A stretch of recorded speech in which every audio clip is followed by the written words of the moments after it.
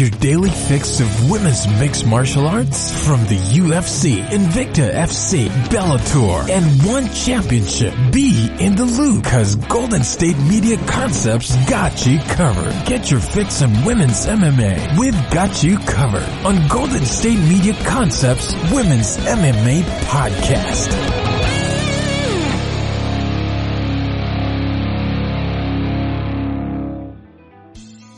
Thank you for tuning into the GSMC Women's MMA Podcast, brought to you by the GSMC Podcast Network.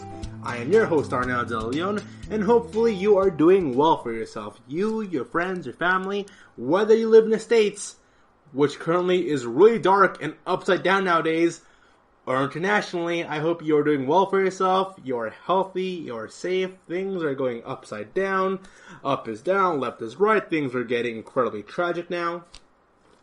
For those of you who do not live in the States, America was sort of meant to do a huge reopening at 4th of July. I know California was meant to go through a reopening at 4th of July. And California is supposed to be one of the last states reopening up.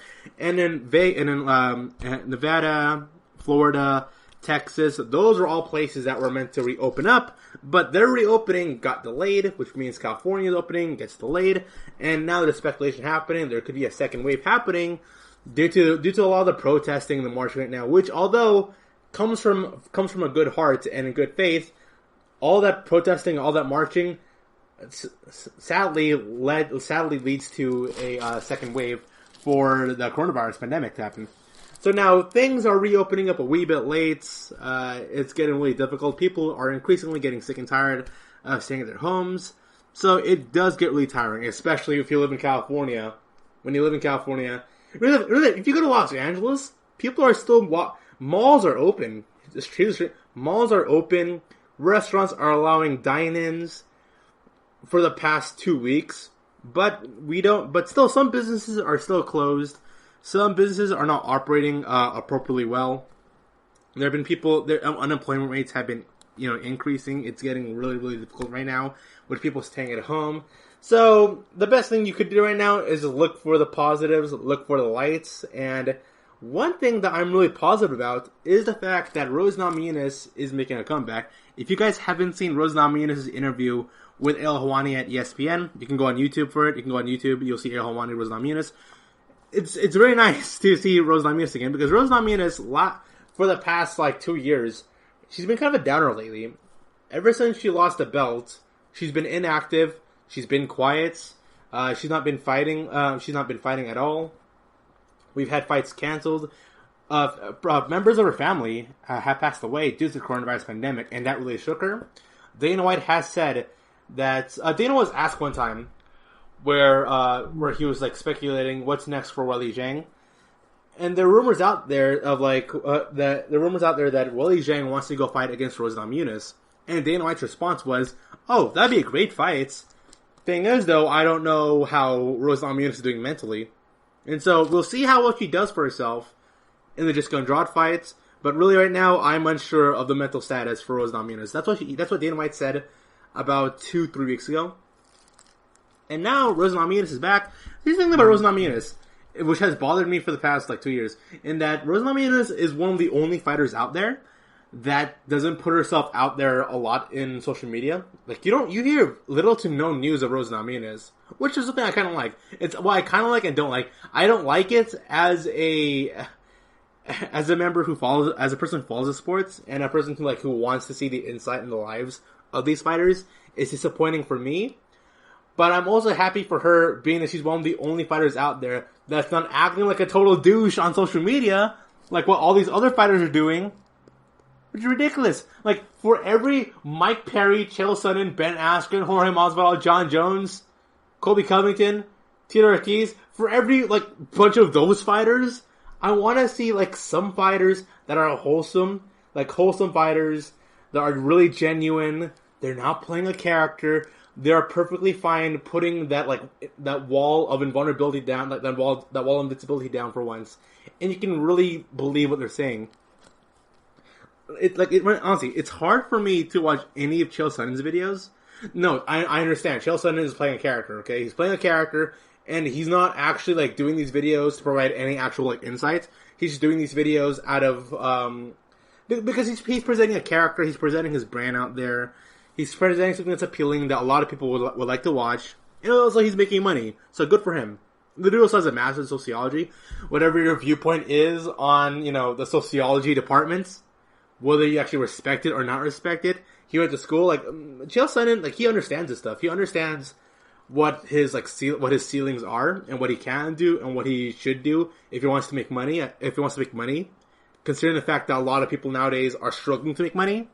So I respect Chael Sonnen in that aspect. However, although I respect his ability to make a whole lot of money, I don't like the fact that he's always character. Like Kamaru Usman the past year, since winning the belt, has been character. Rose Namajunas doesn't play a character. And so in her interview with Il Hawani, which I recommend all you people to go listen to, Rose Namajunas really put her wall down, and she really went in depth into like why she hasn't been active in the past 2 years. And it kind of all boiled down to her adulting. Here's the thing people need to recognize. Rose Namajunas was a really young champion when she defeated Joanna Jędrzejczyk. She's really young. She was in her early to mid 20s when she defeated Joanna. Now imagine you're this early to mid 20-year-old something girl. You went to the Ultimate Fighter. You ended up defeating one of the all-time greats in Joanna Jędrzejczyk. Now you're considered the best in the world. You got cameras always on you. People want to autograph you all the time. You're always being filmed on camera. You know those things that happen during the UFC shows, like, hey, look at that, Rose Namajunas, or Uriah Faber, or some guy from It's Always Sunny in Philadelphia.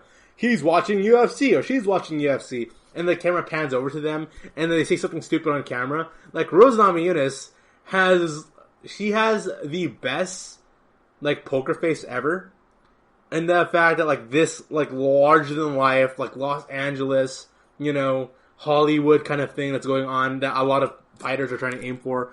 A lot of fighters are trying to aim for to be bigger than what they actually are. And there's nothing wrong trying to aim to be bigger than you actually are, or to be more interesting than you actually are. It's just when you're not that interesting, or when you have nothing really to say, then you really shouldn't say anything. And so for Rose Namajunas, she talks about how the fame, the glory kind of got to her when she lost the belt against Jessica Andrade. To which, by the way, she had the perfect round in that fight. When you look at Jessica Andrade versus Rose Namajunas was the underdog.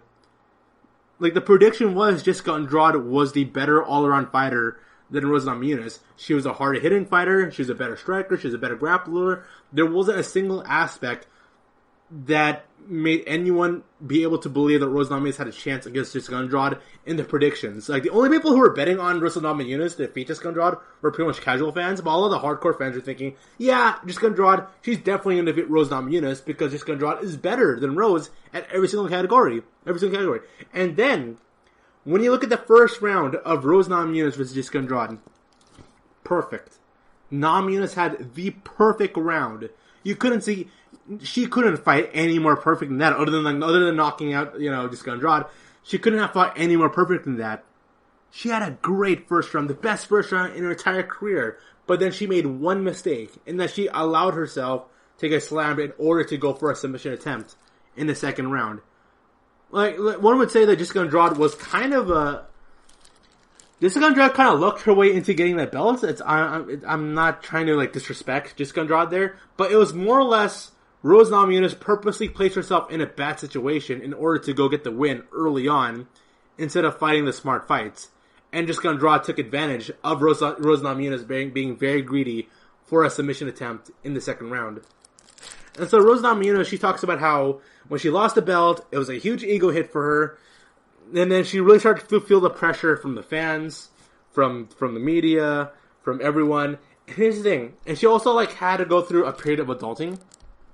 She talked extensively how hard it was for her to, actually be a grown-up, to be an adult, to deal with, like, family, relationships, dealing with your life, housing, dealing with your life with this large surplus of money that came out of nowhere in the past 2 years.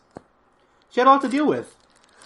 If none of you haven't gone through this experience, you probably have, the early to mid-20s midlife crisis. I'm a firm believer that everybody goes through a crisis phase like at the midpoint of a decade. So you go. It's the same reason why you go through kind of a crisis phase when you're like 16. If you're to compare yourself at 14 years old versus when you're at 16 years old, night and day. And the same thing applies towards somebody who's like 22 years old versus somebody who's 26. It's different looking at your career when you're 31 or 32 compared to a 37-year-old. You go through this weird midlife career phase at some point in the middle of the decade, and it kind of takes you aback. It's happened to me. It's happened to all my friends, where one day, where everything is going well for yourself, you train your entire life, you reach what you want to do, you reach your goal, and then something brings you down. It happened, like, I've been training and practicing myself in the world of media and journalism for about 11 years at this point. I have 11 years experience, and then I ended up being laid off, which was a really hard, oh my gosh, you got laid off. It sucks for Dana White said himself that a lot of people in the media are being laid off, which is currently happening right now, because there's not that much happening in the field of in the entertainment field and the sports field. A lot of journalists and media members are being laid off right now, and so I can kind of relate to what Rose Namajunas has gone through, in the fact oh my gosh, what the heck? I'm in my mid-20s, early mid-20s, and everything was going right for me. Then bam, something happened to me. Things aren't going well for me. Now I have to really be a grown-up now. Now I have to be a real adult, and it's really difficult. I can relate to what she's gone through because I've gone through that stuff. It's very difficult. Now I'm personally blessed to be in a situation where I can be happy with what I'm doing right now. But for Rose Namajunas, she had to go through that phase of trying to find herself, and that was the real reason as to why she's been inactive for the past 2 years. She had to learn how to be an adult in America. When you look at all the champions in the UFC, they're all significantly older. None of them are in their 20s, with the exception of Weili Zhang. Wait, is Weili Zhang in her 20s or 30s? Wait, let me look up Weili Zhang. I think she's in her late 20s, maybe? Late 20s, early 30s. And so, no, Weili Zhang, she's 30 years old. Alright, so Weili Zhang, she's 30 years old. When Rose Namajunas won the belt, she was still in her early to mid-20s. So there's a lot of adulting, a lot of growing up to do. Most of these champions, Daniel Cormier, John Jones, Kamaru Usman, Chris Cyborg, a lot of these fighters are not in their 20s. They're a lot older. They're experienced. They're veterans in this sport. Rose Namajunas, she's still she's not even that experienced in the world of mixed martial arts. I mean, she has experience accumulatively in terms of training, in terms of her training. But when you compare her career in the world of mixed martial arts compared to a lot of people, especially the journeymen in the strike division, in the lightweight division, in the flight division, in the bantamweight division, a majority of them are all older, have more experience than Rose Namajunas. And so for Rose to be the champion at her young age, and then she has to grow up and be an adult in America. By the way, growing up and being an adult in America has to be one of the most confusing, most annoying things anyone could ever deal with right now, because nothing in America makes sense, especially if you live in Southern California. Nothing makes sense here. You have 30-year-olds who like to act under 17. You got 42-year-olds who still act as if they're 12-year-olds. It makes no sense. Adulting and growing up is so confusing. It doesn't make all that much sense. And for Rose Namajunas, for her to go through that phase and also have to deal with family members who have passed away from the coronavirus pandemic, there's a lot going on mentally with Rose Namajunas. Rose Namajunas has had a difficult past 2 years. And then in her interview with Ariel Helwani, it's nice. Because I think Rose Namajunas has finally...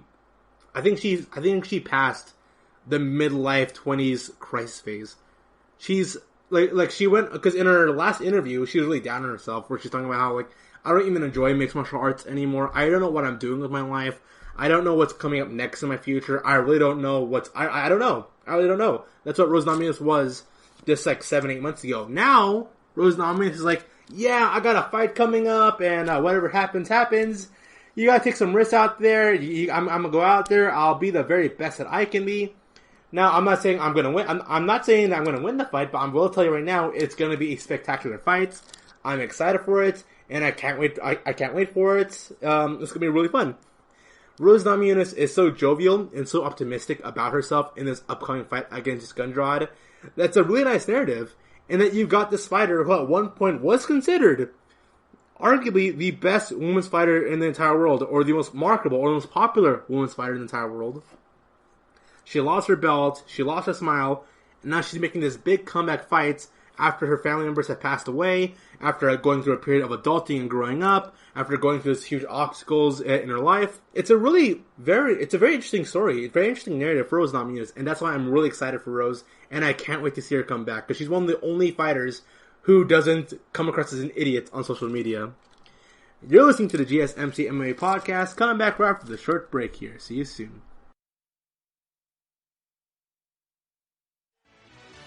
Check out the show that's built on the MMA. From the UFC to extreme cage fighting, they got the fights covered. Check out the GSMC MMA podcast. Get the latest news on past or upcoming fights. Join us as we talk to and about some of the biggest names in the MMA, past, present, and future. When it's the fight game, there's just one show to check out. GSMCpodcast.com/MMA-podcast. Don't forget to like them on Facebook and follow them on Twitter. Visit GSMCpodcast.com for more info.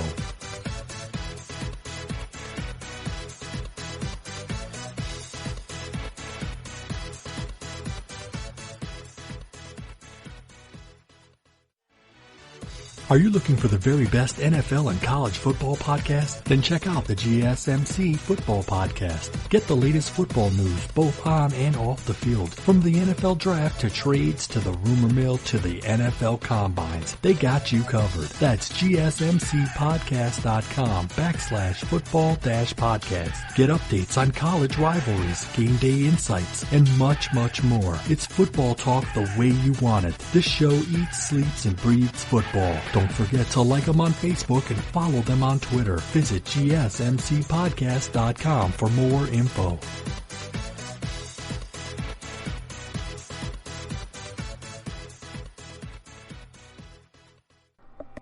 And we are back. So, Rose Namajunas is making her big return, coming in at Fight Island. And in her interview with Elwani, she talks about how she's adulting, she's growing up. And also she talks about how her family members are passing away from coronavirus pandemic and how she's rebounding herself back. And I'm really happy for her. But one thing of note, though, is that as of right now, Weili Zhang's Ioana Jędrzejczyk is, at least to me and to a lot of people, is the fight of the year. But Rose Namajunas says no. She doesn't say, I don't think it's a good thing to have the best fight ever based on how people look at the best fights ever. If you think about the best fights, when people say that, it's always a lack of defense. People that are getting hit a lot, to me, that's not the best fight ever. Nami is set to declare against Jessica Andrade in a rematch. But, you know what? Do I agree with her that it's the best fight ever? Well, it's the most exciting fight. That's how I judge it. A lot of people judge their favorite fight of all time, or the best fight of all time, based on their personal enjoyment of the fight. So, one of my favorite, it doesn't have to be the most skilled. Letting you know that. A fight can be a high skilled fight and not be considered the best fight, and a fight can have no skill and still be considered the best fight. And the reason is because in mixed martial arts, it's all based on excitement. It's kind of like NBA basketball, where to me, my favorite basketball series of all time is Boston Celtics versus Chicago Bulls around 2010, 2011. That to me is my favorite series ever. And it's not because, and a large part of it is because it constantly kept going to overtime a lot. And one could say, well, that series isn't good because there was, no defense. There was defense, but the lack of defense made the games kept going forward. So it was mostly written off as a great series because of its offense. And Weili Zhang versus Ioana Jędrzejczyk, when you look at that fight, what is the thing a person's typically going to say? They're going to say something around the lines of, oh wow, that fight is great. You know why? Because they kept hitting each other a lot. And for Rose's arguing, well, it's not a good fight because they objectively weren't doing a good job in defense. And now I'm thinking here, well, if we're to go by the logic, because this is kind of the same realm of logic Joe Rogan has when he has to defend Tyron Woodley against Wonderboy Stephen Thompson, where he's saying, that was a great fight. Because, you know why? Because they're both fighting very smart. They're both fighting very carefully. They're fighting how fighters should fight. Very careful and very smart. So I understand where he's coming at, but then he can also be like, oh wow, oh my gosh, those are the best fights ever. Look at Tony Ferguson and Justin Gaethje. These two guys are just going at it. Wow, one of the best fights ever. You can't have it both ways. Here's the thing. If you are a firm believer that a good fight doesn't stem from two people beating each other up, then you should be like kind of consistent with it. Okay, you shouldn't see Tyron Woodley versus Wonderboy Stephen Thompson and say that's a great fight. That's a better fight than Weili Zhang versus Joanna Jędrzejczyk, because that fight was a lot less exciting, but was a lot more technical. It's kind of subjective, really. To measure what is really good or what is great is subjective, and since claiming what is the best fight of the year, that's subjective, and we're judging it based on what everyone thinks is the best. So subjectively speaking, that fight is, at least to me and a lot of people, unanimously is the best fight of the year. That's how we view it. Now, I'm kind of thinking about this, because one of the best fights of the year, also in my opinion, was Charles Oliveira versus Kevin Lee. That was a great fight. And that was Kevin Lee and Oliveira actively defending and switching takedowns, doing some wrestling. That was a great fight. It really is. So that's how you can blend in some excitement and some technical wrestling being involved there. But the striking from Weili Zhang versus Joanna Jędrzejczyk, that's high skill. Here's the thing, what do you expect from your personal favorite fight? I think Dana White's favorite fight of all time is either Frank Trigg versus Matt Hughes, and then Stephan Bonner versus Forrest Griffin. Like those fights were great. It's so confusing. I don't know how to judge it. I don't know how you judge it. I can't. It's very confusing to me. That's what I'm saying right now. It's very subjective, and for me, I view a fight being the best fight of the year if it's exciting, if it makes me stand up in my feet and be like, oh wow, that's amazing. If it makes me tell other people to go watch the fights. That's how I view it. Now, if it was two fighters who have the worst form ever in their striking, who are fighting very ugly, and when I mean ugly, I mean it's not interesting to look at. I think Blaganov. No, Blagoy. There's a Blagoy against Augusta Sakai. That fight to me was boring, but it's a great defense by Sakai's parts. But it doesn't make me tell other people, "Oh my gosh, you gotta watch this fight! Augusta Sakai versus Blagoy. Oh man, look at the defense of Sakai." I don't know. It's hard for me to agree with that. For a fight to be really great, you have to remember it, and you have to remember it for the right reasons. That's how I view it. And to those of you who are unaware, in the card that involved Dustin Poirier versus Dan Hooker, one fight that really stood out to me was Kay Hansen against Jin Frey, because, here's the note, both these fighters got signed within a week. Within 5 days of that fight being official. So it's Kay Hansen versus Jin Frey, two Invicta FC standouts here. And also what made this fight very interesting was the fact that Jin Frey was coming in as an atomweight champion. And when I saw Jin Frey against Kay Hansen, and knowing that, and looking at Jin Frey versus Hansen, I immediately told myself, I'm getting Michelle Waterson vibes from here. Because Michelle Waterson, she came into the UFC as a former atomweight champion, but even then, she gets overpowered by fighters in the strawweight division. Here's the thing, Michelle Waterson, she fights perfectly. She fights the right way in the strawweight division. I feel like if there was an atomweight division in the UFC, Michelle Waterson and Rose Namajunas, without a doubt, they would smoke everybody. They would destroy everybody in the division, in the atomweight division. But instead, she's competing in the strawweight now. Now we see Jin Frey making his strawweight debut against Kay Hansen. Kay Hansen has already fought at the strawweight. Now on top of that, she also has competed, I think, at the bantamweight also. No, flyweight. She's competed at the flyweight division. So Hansen has competed at the flyweights, and has never competed at atomweight, competed at the flyweight, and competed at the strawweight. Jin Frey making her debut in the strawweight division. I thought to myself, yes, although as skilled as Jin Frey is, you have to think of the physicals when you think of the matchups here. about the physicals and the experience. Although Jin Frey has more experience than Kay Hansen, Frey doesn't have the experience competing at the strawweight division, and that's the one thing that she doesn't have against Hansen. Because when you look at this card here, you can make an argument of Jin Frey possibly defeating Kay Hansen, but it didn't turn out well. At UFC Vegas 4, Kay Hansen was able to submit Jin Frey for her UFC debut, and it was... The fight went off exactly how I thought it would go. It really... I'm happy for Kay Hansen, because for those of you who don't know, Kay Hansen, she's only 21 years old. She's about 20, 21 years old, and she's so young. And the just thing about Kay Hansen is that she's... When you follow her on social media, on her Instagram and stuff, she looks like somebody that the UFC can build around for being like their next big major star. She's super young. She just signed her fight contract. We could potentially see Kay Hansen fights about 4 more times, fulfilling her UFC contract. And where Kay Hansen goes from there, I really don't know. I really don't. But what I find really interesting about Kay Hansen signing her contract, along with Jin Frey coming from Victor FC, is the fact that we got another fighter who is bowing out from the strawweight division, and that is Paige Van Zandt. Also, right now, the strawweight division, it's kind of... If you're not within the top 4 rankings of the strawweight division, everything is all up in the air. And then you could have somebody like an Angela Hill. Like, you could have Angela Hill or Amanda Ribas. It's very likely you can see them defeating someone like a Claudia Cadella. Or, I still feel like Angela Hill should have defeated Claudia Cadella. I still feel like that. You have Carla Esparza, who's climbing her way up in the rankings, despite her very not impressive victory over Michelle Watterson. It's very strange. And then we have like fighters like Antina Shevchenko coming in. Although Antina, she fights in the fight division, I think she would fight better.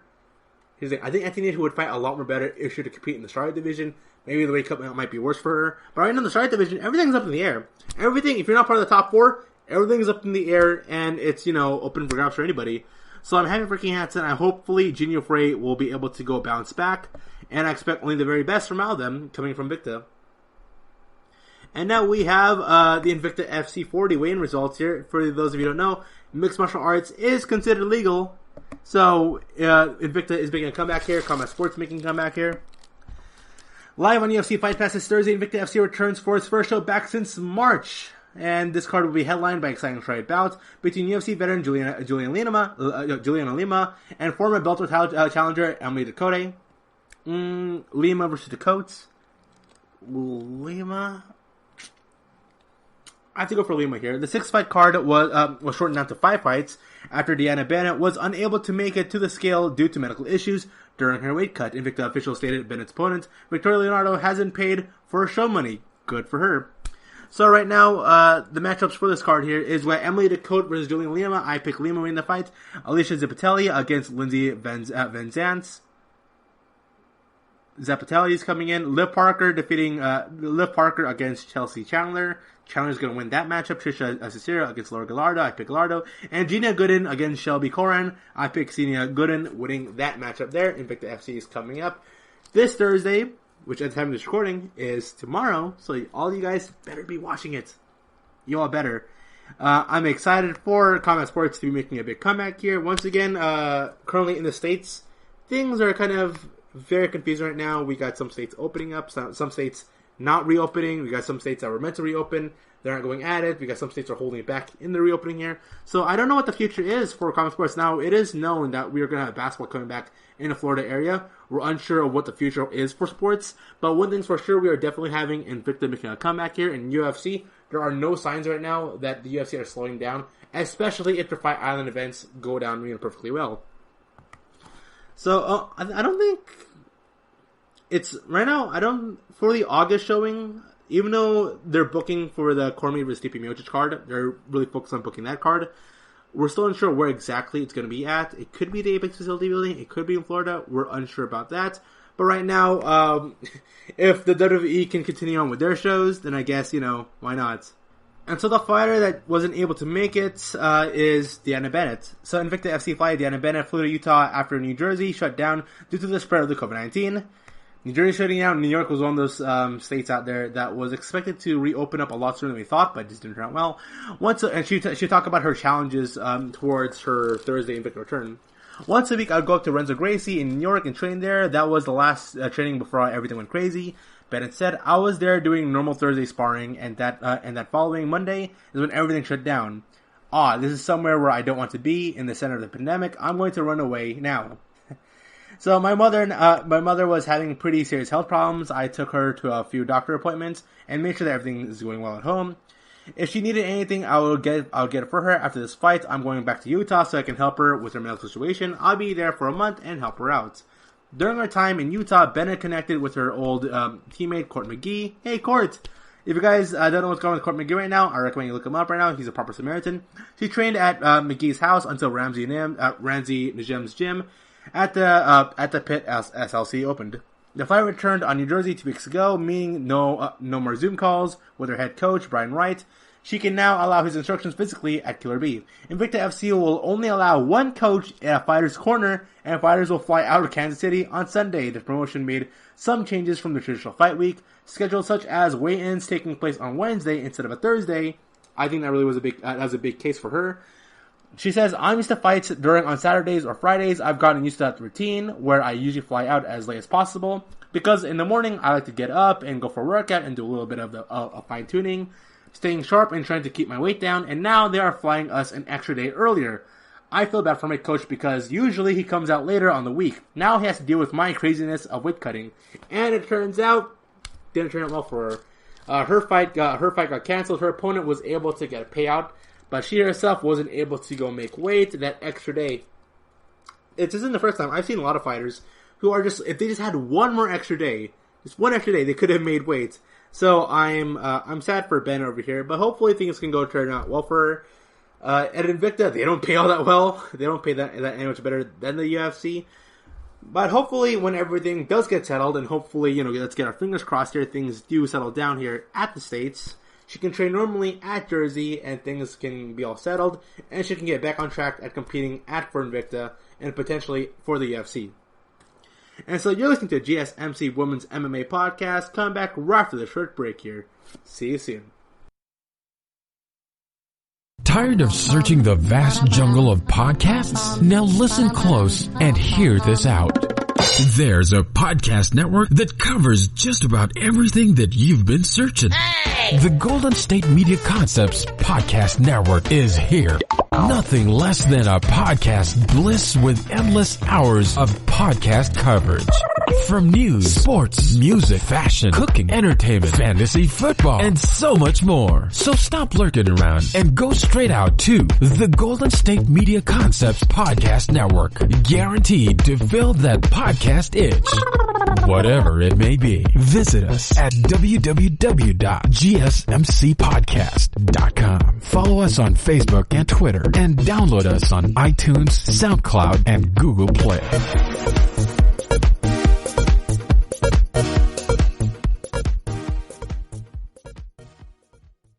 This is your ultimate stop for everything sports. The Golden State Media Concepts Sports Podcast. Should I say more? From the NFL, MLB, the NBA to MMA, it's all in here. The Golden State Media Concepts Sports Podcast. Listen now. And we are back. So we got a plethora of news coming here. One of my hero prospects, and everyone should look out for this girl here, Maria Agapova. She is coming in from BloodyElbow.com. Maria Agapova is facing tickets against Shayna Dobson at August 22 UFC events. That's going to be a real challenge for her. So UFC flyweight Maria Agapova impressed during her promotional debut at UFC Fight Night, which was just got Ira's Cynthia Cavello. Cynthia Cavello also had another impressive fight there. There she took less than 2 rounds to submit Hannah Cyphers with a rear naked choke. Then again, I am impressed by Maria Agapova, but her challenger, Hannah Cyphers, didn't really offer that much, considering the fact that Hannah Cyphers only had about 5 days prep time for that fight, and she competed outside of her weight division. It seems like the fighter from Kazakhstan impressed UFC matchmakers too. According to MMA Fighting, the 23-year-old American top team product has been booked to face against the Ultimate Fighter alum Shayna Dobson at the currently unnamed UFC event scheduled to take place on August 22nd. Shayna Deidre Dobson is 3-4 as a pro and is currently on a 3-fight losing skid after dropping decisions to Lauren Meller, Sabina Mezzo, and getting knocked out by Priscilla Aguero. Agapova has a record of 9-1, with her only loss coming in against Trixie Cortez on Dana White's Contender Series in 2019. Before breaking into the UFC proper, Agapova won 2 fights in impressive fashion with Invicta FC. In her Invicta debut at the Phoenix Series 2 event, she dominated Alexa Connors en route to an RNC victory. She followed that up with a ground pound victory over Marilla Santos. Had she not switched to the Invicta cage for the UFC Octagon, Maria Agapova will likely be competing for the Invicta flyweight title there. There are few details available during the UFC's August 22nd show. I talked about it, where we're unsure where this event is going to exactly be held at. It is rumored it will likely be held at the UFC Apex facility in Las Vegas due to the ongoing COVID-19 pandemic, but we also now know right now that Nevada, they're going through a period of holding back on their official reopening. We're unsure about that. The only other fighter announced for that fighter is Mizuki Inoue, another Invicta graduate, versus former Jungle Fight champion Amanda Lemos. Maria Agapova, this will be the biggest challenge yet, although Dobson is 3-4 as a pro, you think, oh wow, this is easily a throwaway win for Agapova. And yes, it is intended to be a throwaway win for Agapova. But you gotta be worried there. Like, Agapova, she's still really young. She has the physicals. She has probably the best physicals. I mean, she has, like, if you look at her body and her physique and her length and her reaching and her striking and how she moves and how powerful she is, she can smoke everyone in that fight division. Without a doubt about that. She can definitely do so. I'm excited for the future of Maria Agapova. So another fighter that is very excited for herself is Paige VanZant. I talked about this, where Paige VanZant is looking to be a free agent after her fights. Paige VanZant fights. She says that she said, like, win or loss, she's going to be a free agent, and this could potentially be her last fight in the UFC. This is coming from BloodElbow.com. Paige VanZant considers herself to be a big free agent. I've set myself up for success. Steroid fighter Paige VanZant is down to the last fight of her contract, and at this point in her career, the 26-year-old fighter is looking for the test waters outside the UFC. As she heads into free agency, 12-Gauge feels she has a lot of leverage to wield. There hasn't been that many big free agents. They're literally like a handful, like huge free agents to leave the UFC, and I consider myself one of those. I maybe had a rocky last 2 years with breaking my arm so many times, but it'll be a big deal. I'll be coming off 2 wins, and I feel really good to test the waters. Paige VanZant is against Amanda Ribas. Right now, I'm predicting Amanda Ribas defeating Paige VanZant. I genuinely believe that. But win or lose, she already feels she's done enough to boost her name value. I feel like every fight I go into, I put the same amount of pressure on myself. I think this is another one of the situations. Before I fought Felice Herrig, everyone had kind of counted me out because I had way less experience. I kind of went in there, I'm like, I'm going to prove myself, and I feel like I have the exact same feeling going into this fight. It's just I want to prove myself. I want to prove how good I am, how hard I've worked. The pressure isn't higher. I do truly feel like my value doesn't change. Whether I win or lose, I still have to set myself up for success. I will still forever be Paige VanZant, but that doesn't mean that I'm not going to go out there and fight to die. This fight matters to me more than any fight in my entire life. I'm willing to put it all out there. So that's Paige VanZant doing an interview. I'm really at ESPN MMA. I'm happy for Paige VanZant. Paige VanZant is one of those fighters who can definitely have a career outside of fighting. She appeared like that's going to start, and she gets paid more money doing sponsorships through Instagram. So if there's anybody out here, here's what I love Paige VanZant. So there are a lot of fighters arguing, hey, I deserve more money. Hey, I deserve a lot more money. Hey, I should be paid out this amount of money. Hey, the UFC is greedy. Paige VanZant is like, you know what? I don't necessarily need the UFC. If they want to pay me a lot of money, they pay me a lot of money. I'm going to test my free agency out there. If you're not going to pay me what I want to get paid, I'll go to some other organization. She's going to be a big hit wherever she goes. Bellator, one championship, without a doubt, she's going to be a big hit. So I'm not that, I'm not going to say Paige VanZant is like overly cocky here. She's right. VanZant is one of those special fighters out there that don't necessarily need a championship belt or a lot of wins to become famous. But she already is famous. She has to be one of the more popular fighters in all the UFC. Even though she's nowhere near the top 12 or top 10 rankings. She was at one point when they really were pushing for Paige VanZant, but it was too soon for her. But now, her being 26 years old, and I believe she is at her peak. I don't know if I should call her, going into her peak considering the fact she broke her arm, so maybe her peak is already done. But Paige VanZant, she's got a bright future ahead of her. She's only 26 years old. She's kind of a young veteran. She's a grizzled young veteran in the world of mixed martial arts. And so VanZant's going out there. I don't know what to expect from her. She could be going to one championship. She could be going to Invicta. Wherever she goes, She'll be paid a lot of money, and on top of the money she's going to be paid from her UFC contract, on top of her money she's going to be paid upon fighting as a mixed martial artist, she's definitely going to be paid doing other stuff. Paige VanZant has appeared on TV. I wouldn't be surprised if she gets like released from her shackles in the UFC. She'd be going towards and venturing towards other organizations, or try to be an entrepreneur, or try to do other stuff like in acting or in TV or on YouTube. Because Paige VanZant, she potentially could make a lot more money. She really can, doing stuff outside of mixed martial arts. But because she's doing mixed martial arts and doing other stuff, she's making a whole lot of money for herself. So I'm happy for Paige VanZant being one of the lucky ones out there, one of the lucky special ones, who have the opportunity to go and make a whole lot of money, performing in a field that doesn't guarantee you that much. So good for her. And so for those of you who didn't remember, about a couple weeks ago, I was ranting off about how I feel like Michelle Waterson and Angela Hill, they should have won their fights. I genuinely feel like Angela Hill, she defeated Claudia Cadella, and I thought Michelle Waterson defeated Carla Esparza, because both of them pretty much had the exact same reaction. They both had the exact same O reaction at the camera. Like, whoa, I lost! Whoa!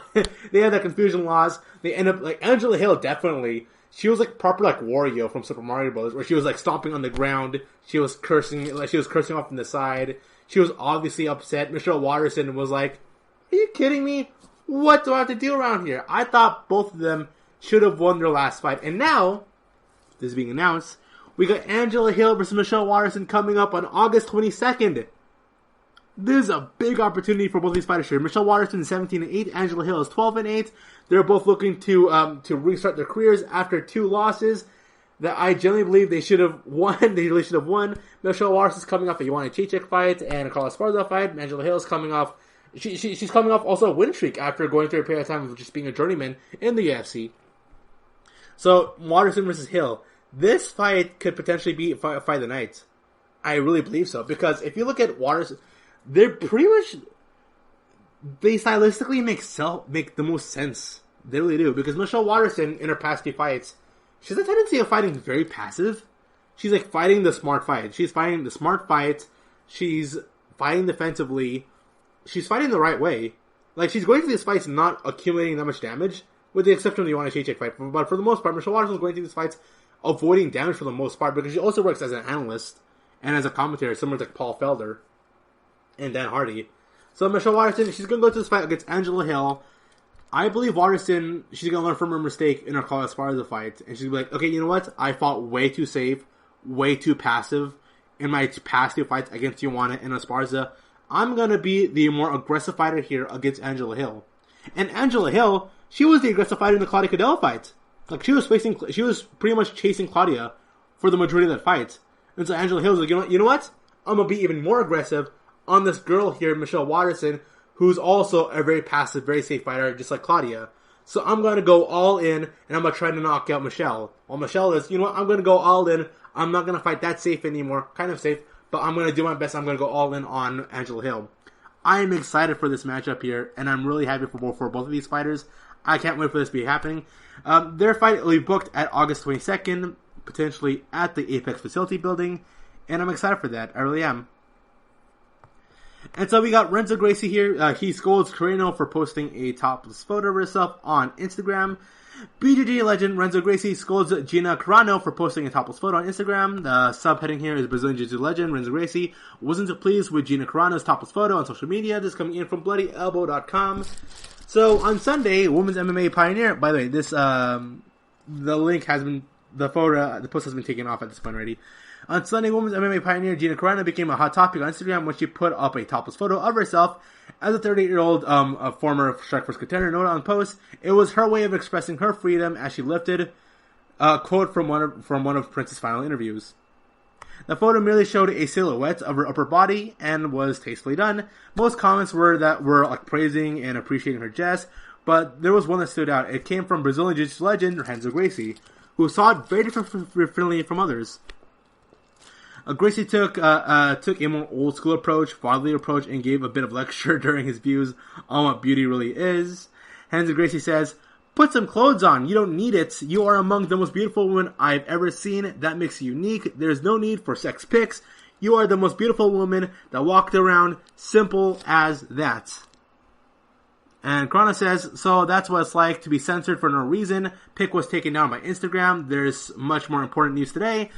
But that was some classic BS. The whole post was about freedom of expression, violating zero rules. Ironic feels like I graduated. Thanks, Karen. So that's him. That's her mentioning that Karen is probably the reason why she got the photo got taken down here. She then posts another thing saying, she posts an image of Will Ferrell saying the lines, "Hey, we're going streaking."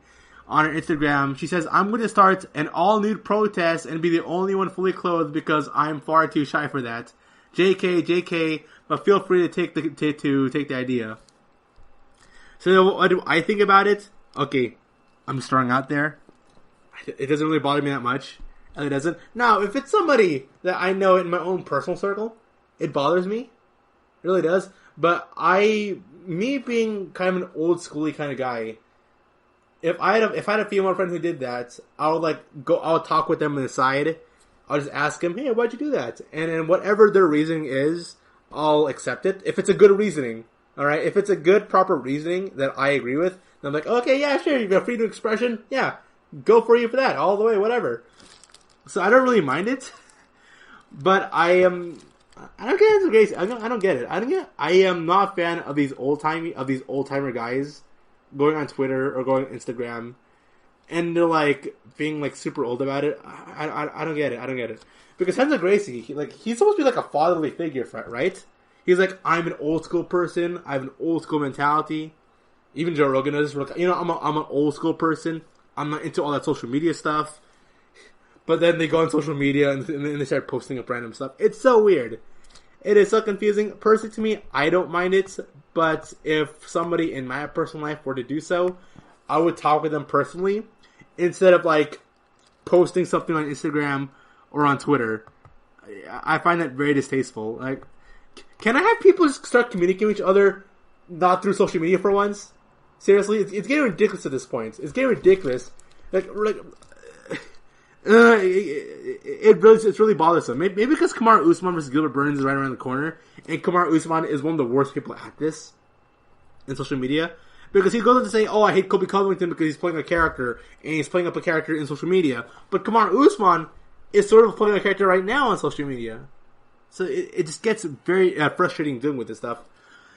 It's also being reported in that coming up July 30th, end of this month, we have Invicta FC 41 announced with Morandin versus Ruiz to headline.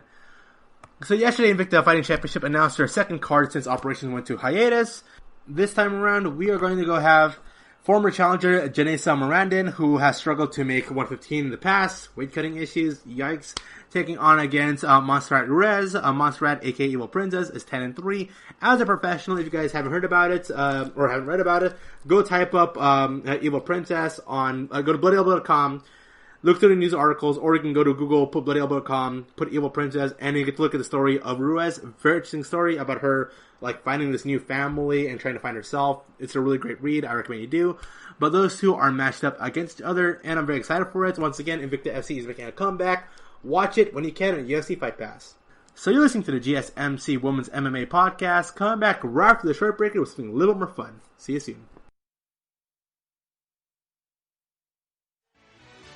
Are you looking for help for your fantasy football team? Check out the GSMC Fantasy Football Podcast. Get today's best advice on who to start, who to sit, even who you should draft. From sleeper picks to red hot lineups, they got it all covered for you. That's GSMCpodcast.com/fantasy-football-podcast. We'll cover traditional leagues, dynasty, PPR, even IDP leagues. When you need fantasy help, there's just one show to hit up. Don't forget to like them on Facebook and follow them on Twitter. Visit GSMCpodcast.com for more info.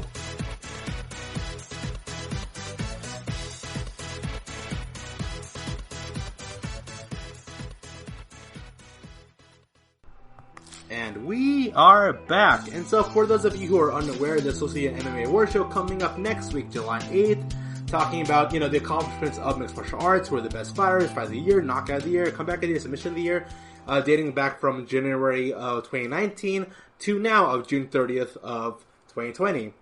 And in the show, they have a specific award. They have a specific awards. Who was the best male fighter of the year? Who was the best fighter of the year? Who was at the best matchup of the year?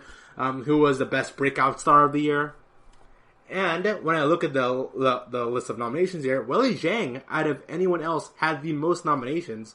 It had to be like Volkanovski and Weili Zhang were the two people that got nominated more than anybody else in the nominations here. And when I look at the category of who was the best female fighter between January 1st of 2019 to June 30th of 2020, it boiled down to three fighters, and that was our current champions of Amanda Nunes, Weili Zhang, and Valentina Shevchenko, who was the best female fighter for the past year, really. And so let's look at Nunes here, what she's done since January 2019. She had a TKO victory, head kick, and punches on Holly Holm back on July 6th of 2019. She defended the UFC Women's Bantamweight belt, had the performance of the night bonus. She then had a really close fight, one of the best fights of the entire year, where she fought against Germaine Radme. And then she had a one-sided victory over Felicia Spencer. So when you look at Amanda Nunes here, two fights. The Germaine Radme fight was without a doubt her best performance ever. I say her now, the toughest fight she's ever had in her entire career was against Germaine Radme. She had an impressive KO victory over Holly Holm. And the Felicia Spencer fight, you're like, even though I was really high in Felicia Spencer, people disregarded how good and how tough a fighter Felicia Spencer was. And I really say right now, Felicia Spencer has to be one of those toughest people in the entire world to deal with all the punches and power of Amanda Nunes. But that fight was pretty much a one-sided beatdown. And then we look at Valentina Shevchenko here. Valentina Shevchenko being the second most dominant women's champion right now, currently in the roster. She defeated a really game Jessica Ai, Liz Camucci, and Caitlin Chookagian. Caitlin Chookagian and Jessica Ai, those two fights having to be the most two impressive performances she's had. The Jessica Ai fight really was great with her KO head kick. And as of right now, other than Amanda Nunes, she's without a doubt the most dominant champion in the women's divisions. And also, she's probably one of the most dominant champions in all of the UFC. That's why there's always a lot of speculation going on. It's like, oh man, Valentina Shevchenko, she's such a great fighter now. How great would it be if we saw Valentina versus Amanda Nunes? Who would win in that matchup? Well, Valentina, she's lost twice to Amanda Nunes. The first one being at UFC 196 and at UFC 215, happening in 2017 and 2016. I believe right now, if Valentina were to fight Amanda Nunes right now, Valentina would be... we would see the best version of Valentina versus Amanda Nunes. That's what I believe. Would that fight happen? I don't think so. Dana White has said himself that he's not really supportive of a Valentina versus Amanda Nunes super fight happening because Valentina has lost twice already. He's more supportive of a Weili Zhang versus Nunes fight, which is super interesting to me. So Valentina, she had two knockout victories against two really good opponents in Chookagian and Jessica Ai. Liz Camucci had a decision victory over her. Which really is the equivalent of Nunes versus Felicia Spencer there. And then we look at Weili Zhang. So Weili Zhang, she came into 2019 with only two fights in the UFC. Only two fights. So she defeated TC Torres when TC Torres was top 5 ranking right at the time. And then she defeated Jessica Andrade. She had a title fight. She won the UFC Women's Strawweight belt, had a performance of the night bonus, and then she had the fight of the night / fight of the year candidate in her battle against Joanna Jędrzejczyk, to which she won by split decision back at UFC 248. And then she hasn't competed at all in 2020. Oh no, she hasn't competed at all for the rest of 2020. With things going on right now, the coronavirus pandemic issue going on, we're unsure when Weili Zhang is going to return. It's probable that Weili Zhang might come back by either, at the minimum, early, by the end of this year, like around September, or sometime middle of next year. I don't expect Weili Zhang to come back in the States anytime soon. So, let's think about it right now. Valentina Shevchenko, Amanda Nunes, Weili Zhang. Who's had the best performances from... Who's been the best fighter since 2019 January and June 30th to 2020 here? I'm going to rule out immediately Valentina Shevchenko. Because if you're to compare the women's flight division compared to the women's bantamweight division and the women's strawweight division, it's the weakest division. That's not me disrespecting the fighters. I believe that the flight division is the weakest among the other divisions, other than the featherweight division. And that's the one thing holding back Amanda Nunes from being my pick to being the best fighter of 2019-2020. Is because she had two really good fights in Germaine Radme and Holly Holm, and then the Spencer fight, where she fought against Spencer in a division that's pretty much incomplete. Like, who's in the featherweight division we have Felicia Spencer and Megan Anderson. And then beyond those two, no one else should fight against Amanda Nunes for the belts. No one. One would say that because she had a second belt, she had to prioritize her time defending the featherweight belt. She gave the opportunity to Felicia Spencer, but then Germaine Randamie lost her opportunity to fight against for the belt again. I believe Germaine Randamie should opt in for a rematch against Amanda Nunes. I think that's the best choice for Germaine Randamie, and I think that'd be the most difficult challenge for Nunes. So Spencer, no disrespect to Spencer again, it is like her Nunes defending her belts in what has to be the most weakest division in the UFC. That kind of brings her down some points here compared to Weili Zhang. Weili Zhang, she came to here's the thing. Even though she came to the UFC with a lot of fanfare, she didn't have that much high expectations, to be honest with you. She came to the UFC with the expectation that, 2 years down the line, she's going to become champion. Alright, 2-3 years down the line, she's going to go and compete for the belt. A lot of people were arguing that it was way too soon for her to fight against Stacey Torres. I thought to myself that it was too soon for Weili Zhang to compete somebody as high level as Stacey Torres. And then she proved me wrong and smoked Torres. And then, after Torres, she then defeated Jessica Andrade to win the UFC Women's Strawweight Championship. Now, note, Jessica Andrade defeated Rose Namajunas. And Rose Namajunas defeated Joanna Jędrzejczyk, who, in my book, had the... Joanna Jędrzejczyk, in my book, has had the best reign as a women's champion of all time, in my personal viewpoint. Amanda Nunes is going to be surpassing her by the time that she loses her belt. But at the time, Joanna Jędrzejczyk, one of the most dominant champions of all of UFC history. Rose defeated her. Then Jessica Andrade defeated Rose. And so, Jessica Andrade versus Weili Zhang, this fight felt like Jessica Andrade should have won. She should have defeated Weili Zhang. But instead, you know what happened? Rose Namajunas smoked Jessica Andrade, knocking her out, and then she fought against an all-time great, the GOAT of the women's strawweight division, in Joanna Jędrzejczyk, what has to be the best fight of the year. It has to be one of the greatest fights of all of UFC history. Probably the greatest women's UFC fight of all time. So, because Weili Zhang came out of nowhere, and she defeated 3 opponents who, at the time, were placed at a much more higher pedestal than her, I would say Weili Zhang had the best 2019-2020. That's what I'm saying. Because for Valentina and Amanda Nunes, they were already champions. They were well-proven champions, and they came into all their fights as the favorites.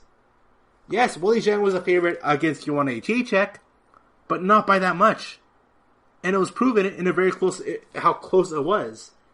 And considering how out of nowhere and left field Weili Zhang came in, so it would be like Weili Zhang and Alexander Volkanovski. Those are the 2 fighters that came out of nowhere from January 2019 to where they end up now. No one would have predicted them. No one would have predicted Weili Zhang or Volkanovski or Gilbert Burns going as far as they did in the past year and a half. And because of that, I say Weili Zhang was the best female fighter of the year. So it'd be like those 3 and then Aung San Long as my 4th there. But overall, we have 6 months left of 2020, which might be a good thing, it might be a bad thing, depending on who you ask.